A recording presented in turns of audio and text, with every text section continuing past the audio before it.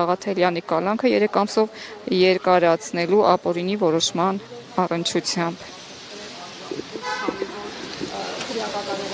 Այլ հարմար վայր չի եղել հացադրում իրականացնելու համար։ Նարեկն էլ Վազգենն էլ ամուր են, կամային են, ես ունեցել բոլորիս անունից իրենց շնորհակալություն հայտնել իրենց պայքարի համար, որ ոչ մի վայրկյան չեն նահանջել, անգամ այս բռնաճնշումների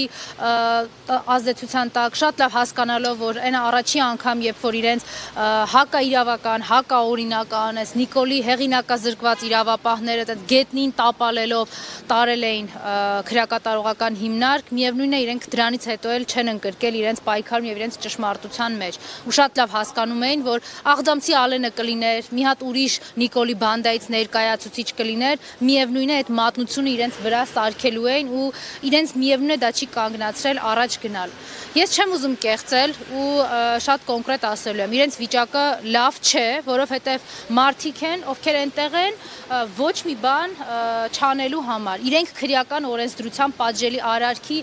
որևէ դրվագ չունեն արած եւ այդ նույնիսկ այն կասկածը, հիմնավոր կասկածը քննեն, տեսնեն ինչ ա լինում, տենց բան գոյություն չունի։ Իրենք չեն արել եւ որևէ կասկածի հնարավորություն թողնող արարք, որը քրեական օրենսդրության մեջ նախատեսված է կամ պիտի դրանով գնա քննություն։ Իրենք այնտեղ են քրեական գործի հետ կապ չունեցող հանգամանքներով, այսինքն Նիկոլի SMS-ով, այն որ ասում էր, չէ, դատավորներին 2018 թվականից արդարադատություն իրականացնողներից սարքեց վնգստացողների ու այդ վնգստացողների համակարգով էլ հիմա ապահովում է տասնյակ քաղաքական բանտարկյալների այնտեղ լինելը։ Նարեկ Սամսոնյանի կյանքը վտանգված է, մենք սա պիտի հասկանանք։ Նարեկ Սամսոնյանը գնացել է այդ քայլին, որտեղ Հայաստանում չկա արդարություն եւ Հայաստանում չկա արդարադատություն։ Վազգեն Սաղաթելյանը այդտեղ է, որովհետեւ Հայաստանում չկա արդարություն եւ չկա արդարադատություն։ Մենք պիտի ամեն ինչ անենք, որ իրենց գլխավորությամբ նաեւ բոլոր քաղաքական բանտարկյալները ազատ արձակվեն։ Մի քանի օր առաջ էր, որ պարոն Համբարձումյանի, Դավիթ Համբարձումյանի մարտով ընդհանրապես Հայաստանի Հանրապետության սահմանադրությամբ նախատեսված ընթացակարգերով խիզախել էր դառնալ վարչապետի թեկնածու։ Միայն այդ փաստի համար էլ ինքն է կալանավորված։ Մեր սրբազանները, բարերարը, մարդիկ ու մահուները մենք չգիտենք։ Իրենց քաղաքացիական դիրքորոշման համար այսօր բանտարկված են։ Նարեկ Սամսոնյանի փաստաբաններ դիմեց ընդդիմությանը, որպեսզի քաղաքբանտարկյալների Սամսոնյանի եւ Սաղաթելյանի ազատ արձակման հարցը նրանց օրակարգում լինի։ Դուք էլ նշեցիք, որ ամեն ինչ անելու եք այդ ուղղությամբ։ Կոնկրետ ինչ քայլեր եք պատրաստվում ձեռնարկել որպես ընդդիմություն։ Մի քայլ պիտի լինի Նիկոլին հեռացնելը, որովհետև այս ակցիաները այո ուշադրությունը գրավելու, ցույց տալու թե ինչպիսին է Հայաստանում իրենց կեղծ ժողովրդավարությունը, եթե իհարկե միջազգային հանրություն մնացել է այդ երկակի ստանդարտների եւ այդ արյունի ետևում, թող տեսնեն այս ամեն ինչը, բայց ես չեմ խաբելու որևէ քաղաքական բանտարկյալի դատին գնալով կամ իմ կամ որևէ մեկի իրենց տեսակցությունը չի լուծելու այս խնդիրը լուծվելու է դավաճան, իշխանազավթ, հայերի իրավունքները ոտնահարող, հայկականությունը ատող Նիկոլին վռնդելու եւ Նիկոլից ազատվելու փաստով։ Մկրտչյան, այ Եվրախորհուրդը, ինչպիսի լծակ կարող է ունենալ հատկապես հենց Նիկոլ Փաշինյանի վրա, կարծես թե Եվրամիության եւ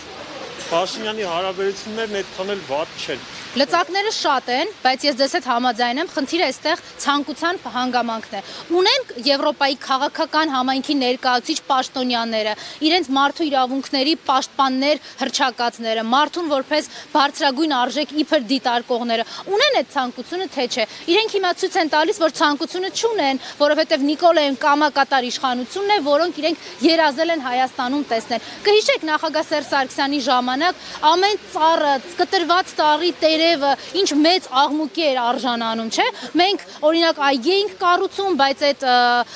ազդեցության գործակալներին անհրաժեշտ էր ներկայացնել, որ դա ոչ թե այգի է, այլ ծառահատում, ինչ էին անում, կարողանում էին դրանից մի մեծ վայնասուն բարձրացնել եւ բոլոր տեսակի եւ կարգի դեսպանները խոսում էին դրա մասին, ոստիկանության բաժիններ էին գնում, բայց հիմա այդ նույն դեսպաններն ու միջազգային կառույցները լուռ են, այն ժամանակ երբ սրբազան պայքարի ժամանակ, դիմադրության շարժման ժամանակ նռնակներով Նիկոլը իր ժողովրդի դեմ է դուրս գալիս, կրակ բացելով ոստիկանների միջոցով, մեր վրա իրենք լուռ են, որտեղ ունեն իրենց կամակատար Նիկոլին։ Մկրտչյան, թույլ տվեք մեկ հարց տամ, մեր այսօրվա ռեժիմը հայտնի է քաղաքբանտարկյալներ սպանելով։ Մենք գիտենք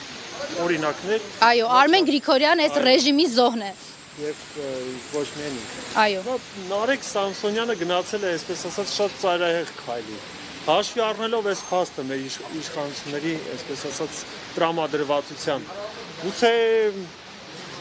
հետ պահեք։ Նարեկ Սամսոնյանը գնացել է այս քայլին յուրաքանչյուրիս իրավունքների պաշտպանության եւ ազատության համար։ Դուք չկասկածեք, որ մենք այստեղ ներկա յուրաքանչյուրս, անկախ մեր կարգավիճակից, անկախ այստեղ գտնվելու մոտիվներից, կարող ենք հայտնվել Նարեկ Սամսոնյանի փոխարեն, որտեղ Նիկոլի համար Հայաստանում քաղաքացիական դիրքորոշում արտահայտող մարդը, քաղաքականությամբ զբաղվող մարդը ենթակա է պատժի։ Մարդը, որ հանդգնում է ասել, որ Նիկոլը այսօր Հայաստանը կտրտելով տալիս է Թուրքին ու Ադրբեջանցուն, ինչը յուրաքանչյուրիս աչքի առաջ է, ենթակա է պատժի, ենթակա է բռնաճնշումների։ Նարեկ Սամսոնյանի քայլը նրա մասին է, որ այս երկրում չկա արդարություն եւ արդարադատություն։ Այս երկիրը զավթված է մի խումբ Նիկոլի բանդայի կողմից, մարդիկ, ովքեր իրենց վերապահել են զենք ունենալու հնարավորություն եւ ճնշում են բոլոր։ Նարեկին հետ պահելու կամ ինչ-որ քննարկումներ անելու փոխարեն ես կարծում եմ մեր լավագույն օգնությունը Նարեկին եւ տասնյակ քաղաքական բանտարկյալներին այսօր Հայաստանի Հանրապետությունում մեկը կարող է լինել ուղղակի միախմբվել, համախմբվել ու ամեն ինչ անել Նիկոլին վռնդելու համար, ոչ թե մեկս մյուսի օրակարգը լրջության կամ անլրջության մակարդակի կամ չափորոշիչների համար գնահատենք։ Շնորհակալ։ Ես եմ շնորհակալ։